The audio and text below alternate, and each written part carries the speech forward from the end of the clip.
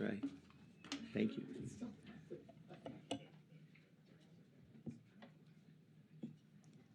Okay, we'll start with your bill, Senate Bill 1066.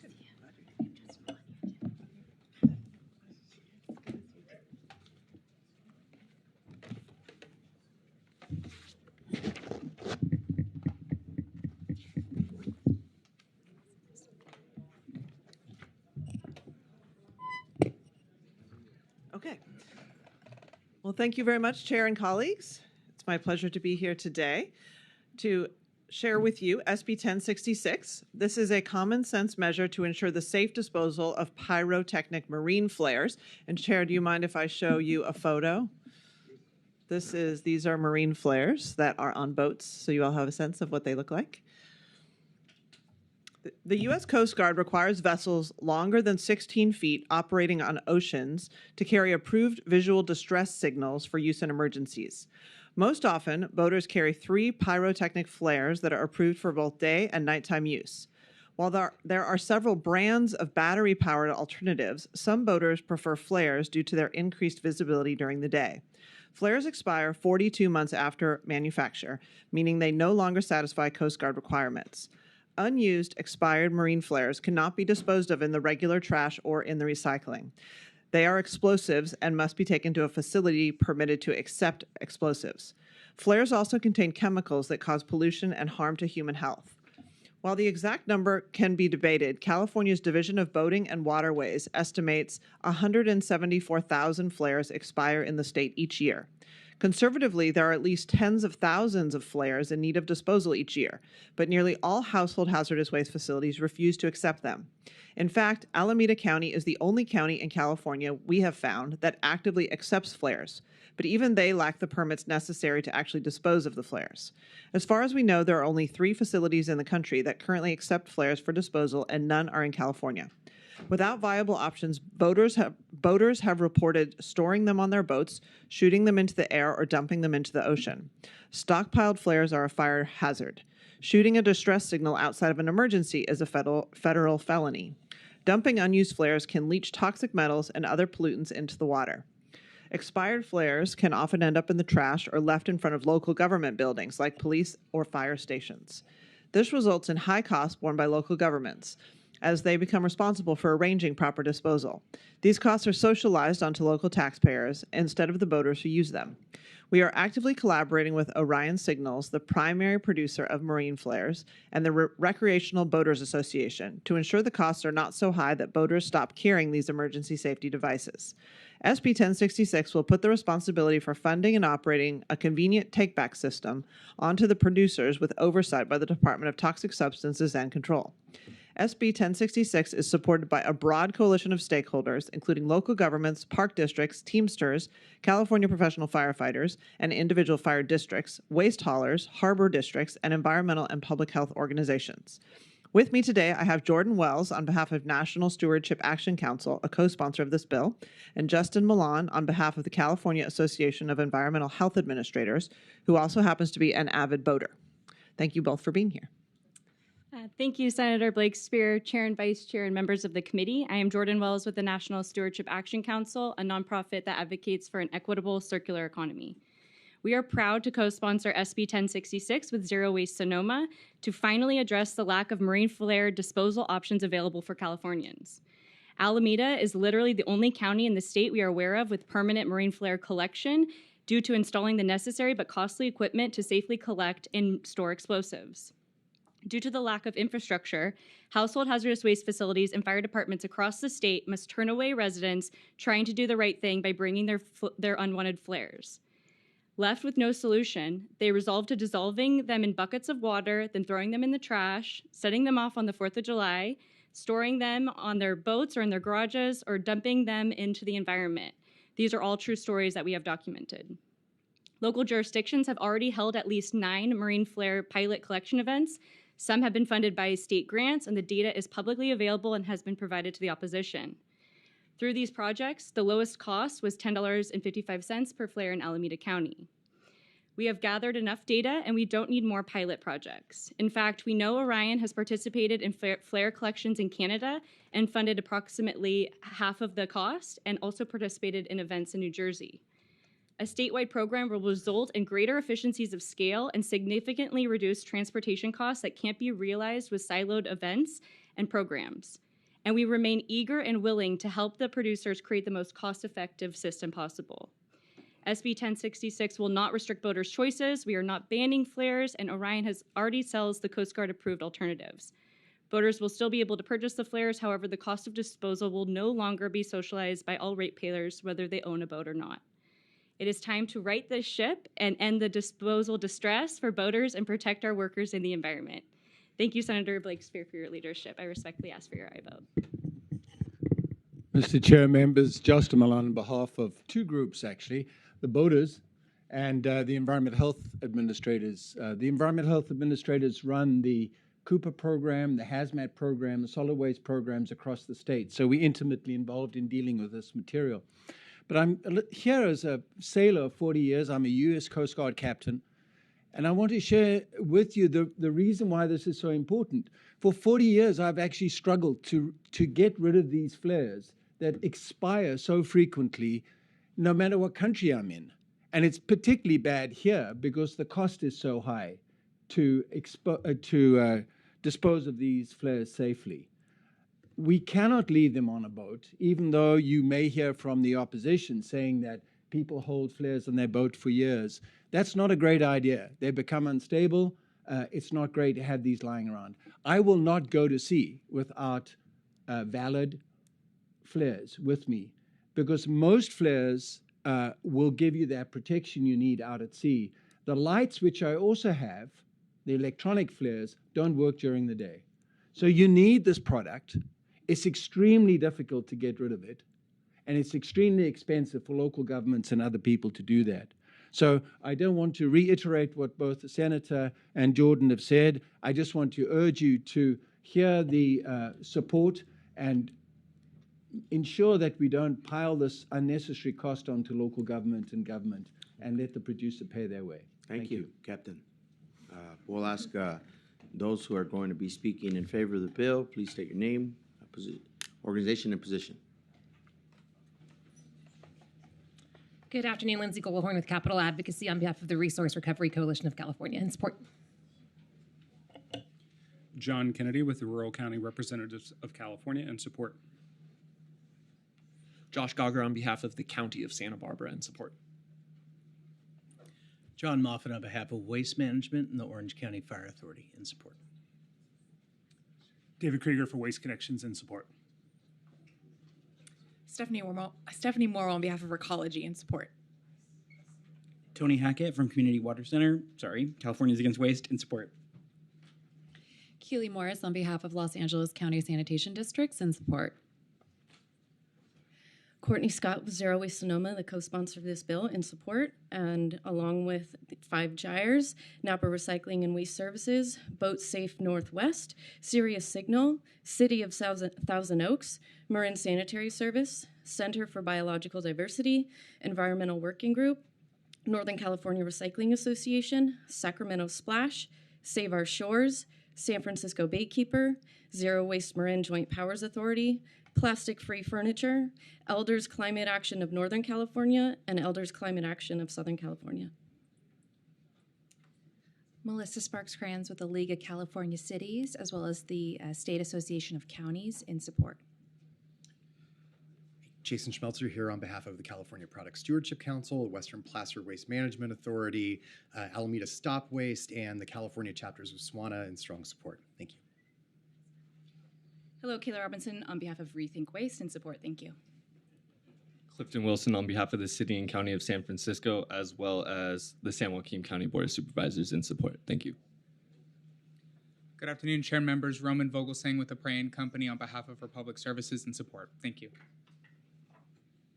Celeste Wicks with Clean Earth for Kids in support, also in support. North County Equity and Justice, Eco-Sustainability, NCCCA, Grandparents Acting Together, and Facts. Thank you.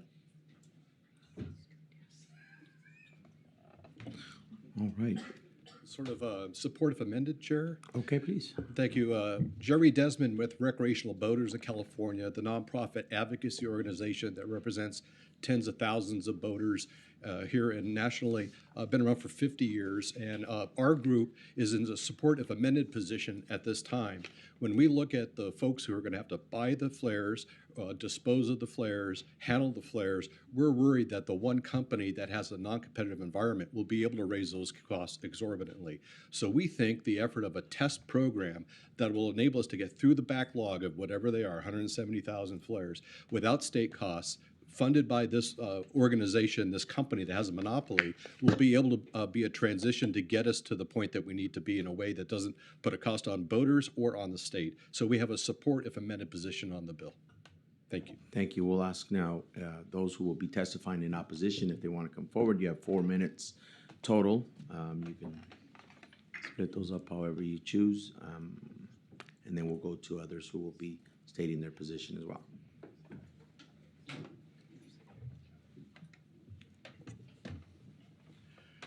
Good afternoon, Mr. Chairman and members. Jim Lights on behalf of Orion Safety Products that manufactures and sells 95% of the recreational marine flares sold in California. Marine flares are not like mattresses. They are not ubiquitous. An EPR program for marine flares is not necessary, nor do we need a pro. The company has shared their sales volumes in this state, which total a grand total of $450,000. 80% of that is cost of goods sold. They have a profit margin of $90,000.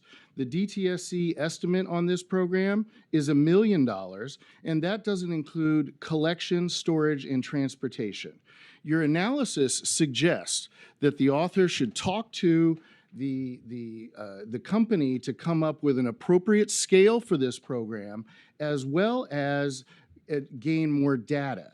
We have offered to do exactly that, to participate in collection events, take back our own product out of this waste stream, and transport it out of California at our expense. That has been rejected. So here we are with a program that costs more than 10 times the company's profit, and we're trying to work with them. We've said this company has 118 employees nationwide. It's not it's not a large operation. If we end up enacting something that is so administratively top-heavy, they don't think they can continue to sell in the California marketplace. When we talked to the sponsors and about that, we were told that if they pull out of the California market, nobody cares. Nobody cares if marine flares are not available at brick and mortar stores in California. I'm not sure they talk to boaters. I'm not sure that they talk to any of the retail establishments. They would care, and we think this legislature should care as well. We ask for your no vote. Chair Garcia and esteemed members of the committee. My name is Clay Crabtree, and I'm Director of Government Relations for the National Marine Manufacturers Association. So NMMA is the trade association for the North American recreational boating industry. So everything from boats, engines, to the makers of kayaks, electronics, and safety equipment, that's our membership. And so thank you for the opportunity to be here today to express our respectful opposition to SB 1066 as currently written. In California, recreational boating and fishing drives a $17.3 billion impact, and that supports over 48,000 jobs across our state. At NMMA, we represent about 77 different businesses here in the great state of California.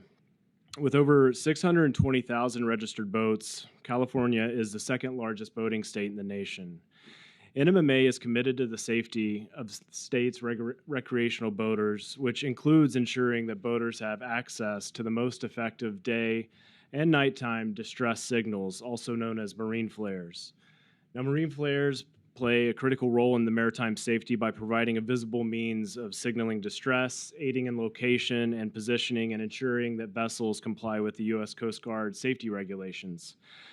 Marine flares are also an essential component of any vessel safety equipment and can significantly increase the chances of a successful rescue operation in any emergency situation. SB 1066 creates the extended producer responsibility plan, and that includes smoke flares and hand flares as well. And these types of flares are shown to be among the most highly visible distress signals, especially in daylight when recreational boaters are most likely out on the water. Across the country, 61% of all boat owners have a household income of $75,000 or less, and this bill will inevitably increase the price of marine flares, impacting the choices that are going to be made by purchasing this required safety equipment. Almost 500 letters have been sent to assembly members and senators from California boaters voicing their concerns over this legislation. And so NMMA is committed to ensuring that all boaters have access to the most effective safety equipment on the market. But we remain concerned with SB 1066 and that it will make these safety products less accessible to recreational boaters. It's for these reasons that NMMA must oppose SB 1066 as written, as it has ramifications for the safety of boaters across our great state. I respectfully urge a no vote. All right, we're going to ask others who want to state their position for the record. Please come forward, name, organization, and position. Okay, seeing no one, we'll bring it back. I'm going to ask our colleagues, see if they have any questions. Looking to the right, please. I guess I'd like to hear from the proponents of the bill. What do you say to a company that, what was it, 80, 90% of the market share willing to do this work rather than we creating a bureaucracy to do it? I mean, ultimately, this bill is about, it's the systems level change that's needed when we're talking about an extended producer responsibility program. So something that is toxic to the environment and is sold by a company and it's one way, and then who deals with it? It's our environment that deals with it, it's local governments, it's individual boaters, as was described, people who store them on their boats, create fire hazards. I mean, the reality of saying that we think that the responsibility for funding and operating a system on the back end for end of life should be borne by the companies that create the product. To me, that does make sense when you're looking at the macro, how do we handle this problem? So having something at scale, so not having a one-off type of event in one county, but having it operate at scale along our entire coastline for all of the boats that we have along our coastline, that makes sense. And it's something that we have been wrestling with multiple different types of industries, and this is a toxic product that is used along our coastline, and it's important that we have an end-of-life plan for it. I don't know if, do you want to? If I may, yeah. if the manufacturer is willing to do that already, I don't disagree with you. We got to find a way to dispose of them. We'll stipulate to that part of it. Right. My question is, if you got somebody stepping up to the plate to do it, we got tough budgetary times, why are we looking at gift horse in the mouth, if you will? I would also mention that go ahead, the product does expire every 42 years, and boaters have to purchase, if they opt for this, they have, already for 42 months.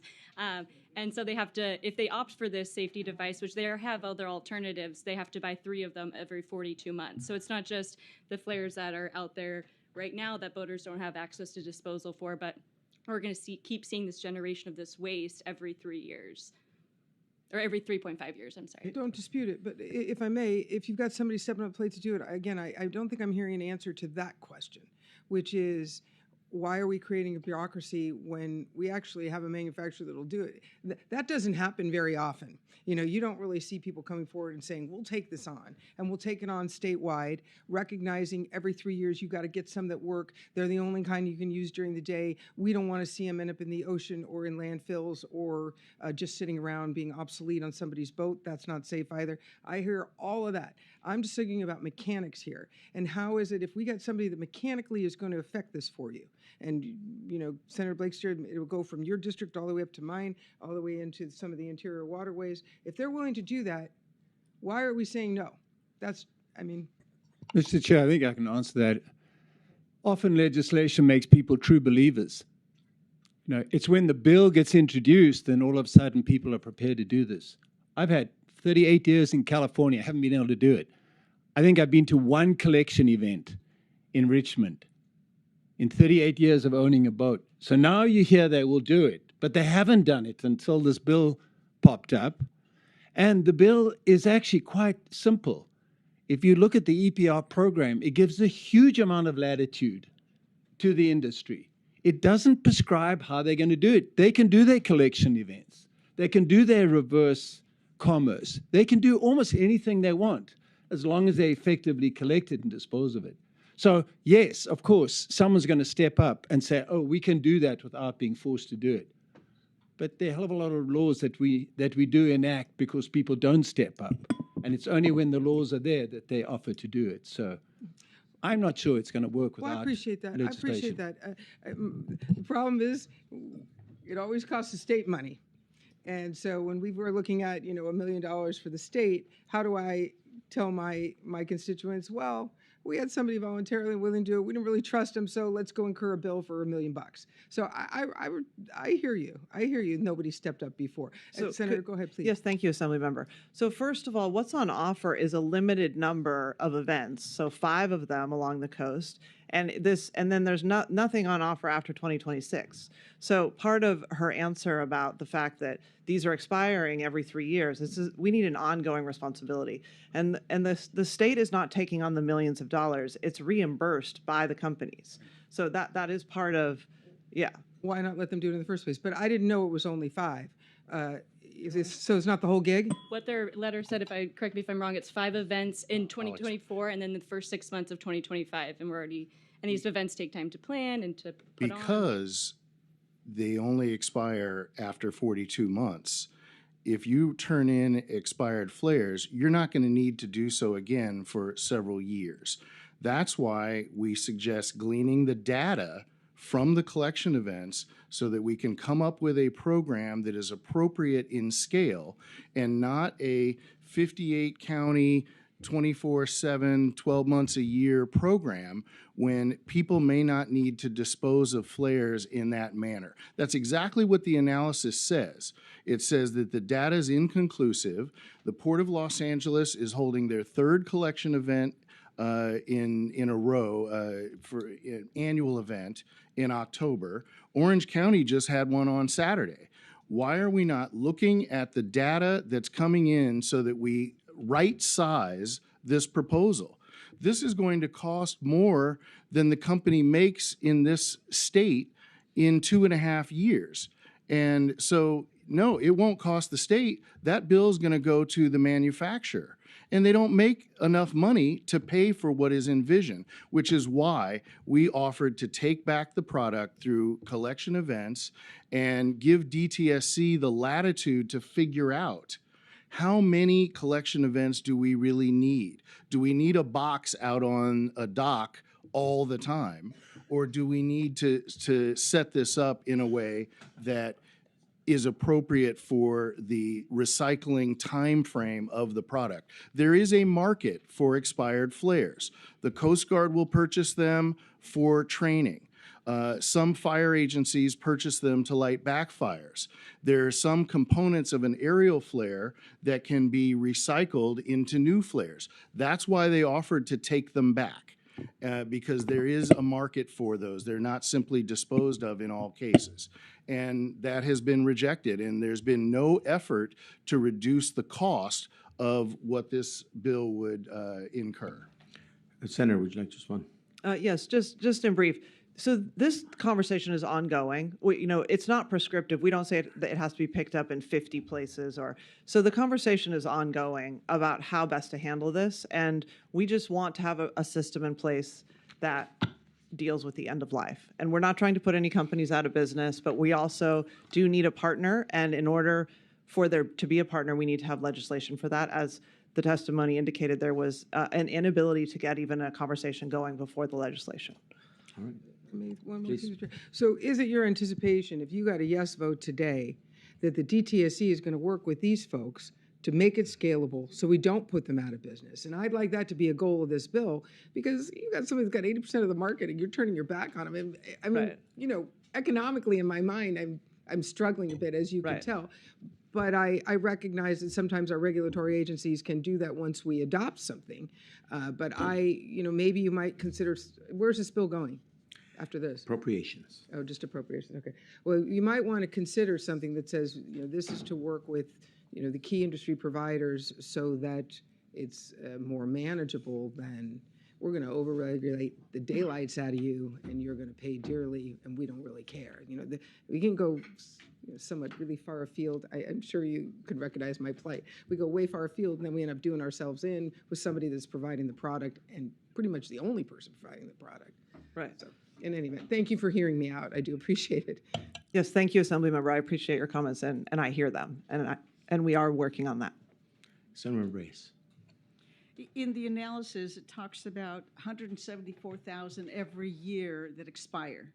So I think that in the language, it would be good to have something that the data that we're talking about, we should have close to 174,000 that are recouped every year. So I think having something like that. Now, is that number accurate? So their sales volumes in this state do not support that number. The analysis notes that. And we have been talking to the Department of Waterways. The analysis also notes that that number is 13 years old, and it remains on their website. But our sales volumes are in the low 40,000s, so we're not quite sure how 174,000 are expiring annually. Well, that would be important, I would imagine. Do you mind? No, I don't. Mr. Chair, through you, just wanted to. Let me see. You finish your question? No, I do. I Okay. think he's going to. I think one of the core essences of the extended producer responsibility program is firstly the flexibility, and secondly the ability of the captured entities that are working in the program to determine how big this program is going to be. They're the ones that determine. So whatever the number is, if it's 30,000 or 300,000, they're the ones that are going to set up the program to collect that product. So the state is not dictating to them, saying they have to have 500 collection facilities or they have to have every 58 state counted. What the EPR program does, and it's a hybrid state program and producer responsibility, it's saying to them, you have to manage this product. You determine how you do it. If you want collection agency, if you want clean harbors, if you want DTSC to collect it, you make that determination. That's absent now. You have got small marinas, ports stuck with this hazardous material, paying a vast amount of money because the industry hasn't stepped up. So we need something to obligate them to step up. We don't have to dictate exactly what they have to do. It's a performance-based thing. They just got to perform. And if they can do it inexpensively, that's their business. So, Senator, then what you're envisioning then is putting together or having a plan put together, the numbers then, the data as to exactly how many flares should be collected annually will come from industry with an agreement with the department that's going to be handling this, DTSC. And then that's the plan. And I would imagine that then it'll be between them and the manufacturer. That's the end of it. And the cost of it is going to be paid by them? Yes. Yep. And Okay. just one more point. If the numbers are almost 2 decades old, they're almost certainly an undercount because they're over the last 2 decades there have been more boats, not fewer.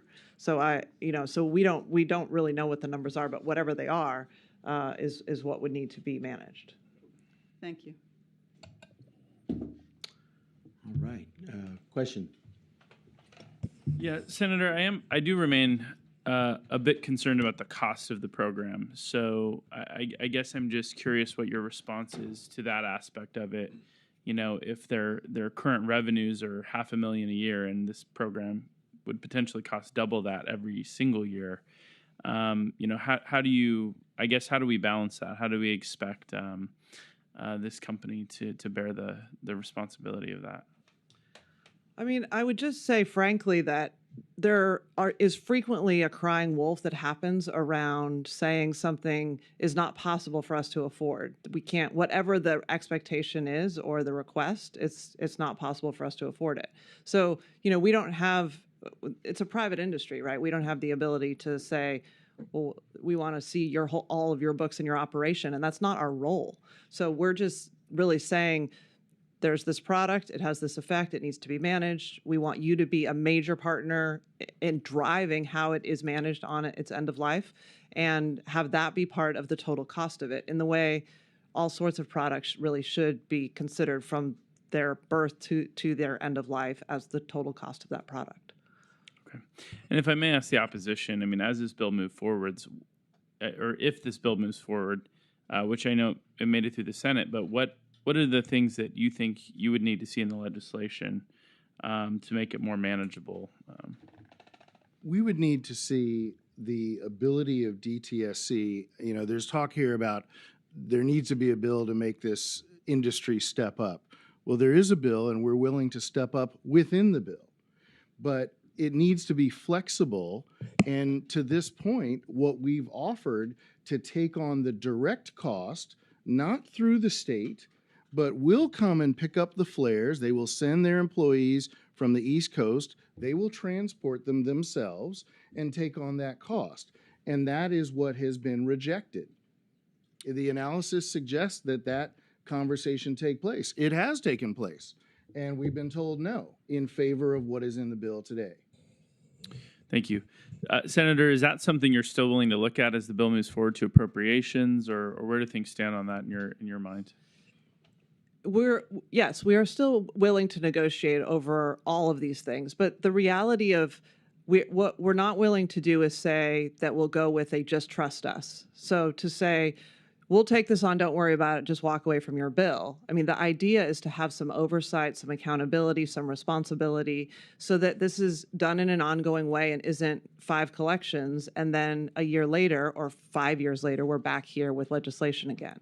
So the entire structure of the bill is that it's driven by the producer to figure out what happens. So we're not imposing the answer. We're saying, what do you think is the answer? And how many of these sites, and where, and how frequently? And so we basically want the system that they want, but we just want oversight of it too. We want the department to be able to have oversight. Okay. And I think the oversight piece makes sense. I think, I do kind of share some of the concerns that my colleague raised about the bureaucracy and the cost. So I think oversight does make a lot of sense, and that's a reasonable request. I appreciate the responses. I do have some remaining concerns with that, so would love to see those conversations continue. All right, we have a question. Thanks very much. My colleague to my right. Oh, yeah, I mean, just to follow up on my colleague's remarks, it would be nice if you could see that in the bill and have the oversight, because I'm looking at it from a fiscally sound point of view. And if I got these guys at the corner of the market and they're willing to spend money, they don't make a whole lot in the state, but they're willing to step up and do this, I'd accept that. And then, but I don't disagree with Assemblymember Hoover about the having some oversight to it. But you got it kind of built in, rather than doing the DTSC dance and see what they come up with. I mean, these guys are willing to come to docs and see them on the box there and remove, or whatever it may be. So in any event, I will support the bill today, but like my colleagues, you got something really good here. So I would love to see it incorporated into the bill, because I think that's what people look for in government. You have an actor that wants to play, and we should take advantage of it. So thank you for hearing me out. Okay, thank you. We've had a really good conversation here, I think. Much reference has been made to the committee analysis. And I want to recognize that there have been some really good points that have been raised there, and acknowledge the work of the committee consultant who put it together. So thank you for that. We hope that the conversation continues to take place. What I'm hearing is a willingness to look at how we develop a system to put in place for a safe disposal of these materials that are essential to the industry. And the next committee will take a look at the fiscal impact of the state. And if we don't have something more concrete in the policy, I think there will be some serious analysis that says, well, without having some very clear roadmap, the cost could just be way beyond what we can take on in the state. But that'll be their role. What we're wanting to encourage here and give the opportunity for the industry and for the author of the bill is for this conversation to continue. And the analysis gives some guidance on how this conversation could potentially be directed. And so appreciate the spirit of this discussion and where these conversations may lead. So with that, we appreciate this robust debate, deliberation, whatever we want to call it. It's been a good one, and we do have a do pass recommendation to appropriations. I'll make the motion to get this bill moving forward. If there is a second, then we'll call roll call. Second. All right, thank you very much, and we'll call the roll. Item number 4, SB 1066 Blakespear. The motion is do pass and re-refer to the Committee on Appropriations. Garcia. Aye. Hoover. Connolly. McKinner. Pappen. Reyes. Ta. That has sufficient votes. Okay, thank you. We'll leave the roll open for other members to add on, and you're pinch hitting for another colleague, Senator.